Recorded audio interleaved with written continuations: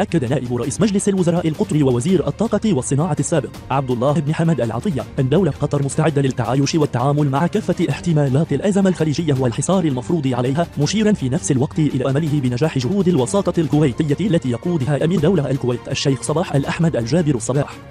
ولفت العطية إلى أن دولة قطر تعلمت درسا قاسيا من الأزمة الحالية، ولكنه درس مفيد لنا كيف نتعامل مع اقتصادنا وأسواقنا واعتمادنا على النفس أكثر من اعتمادنا على الآخرين، مؤكدا أن قطر لن تعود كما كانت وقد تعلمت للأسف ألا تثق بالأخوة والأشقاء الذين قاموا بهذا الحصار بحسب ما نقلت بوابة الشرق الإلكترونية.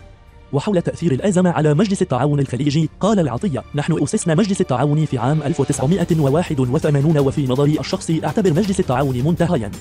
وأضاف: دول الحصار قامت بتصرفات غير عقلانية بحق قطر، ومؤتمر القاهرة الأخير فشل قبل أن يبدأ، حيث تحدثوا عن إجراءات مستقبلية. وكان غريبا تحدث أحد الوزراء في ذلك المؤتمر أن العالم أجمع ضد قطر، وأن العالم كله يعرف أن قطر دولة إرهابية، فمن هو العالم بالنسبة له؟ هل هو جيبوتي والمالديف وسيشل والدول التي أثروا على موقفها بالرشاوى؟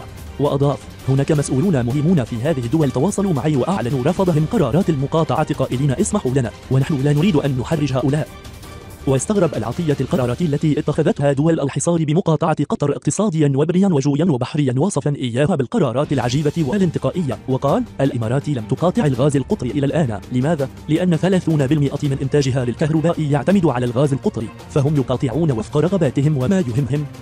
إذا كنا دولة إرهابية لماذا تشترون منا الغاز وتدفع لنا مئات ملايين الدولارات؟ وتعليقا على تصريحات وزير الخارجية الإماراتي عبد الله بن زايد خلال المؤتمر الصحفي في القاهرة حول أن قطر لا ترسم البسمة على الوجوه، قال العطية: نحن لسنا صانعي بسماء، وإذا أنت حزين فهذه ليست مشكلتنا، ونرسم البسمة لأي ناس على مطالبكم التي قال عنها الغرب والخارجية الأمريكية إنها مطالب غير قابلة للتطبيق.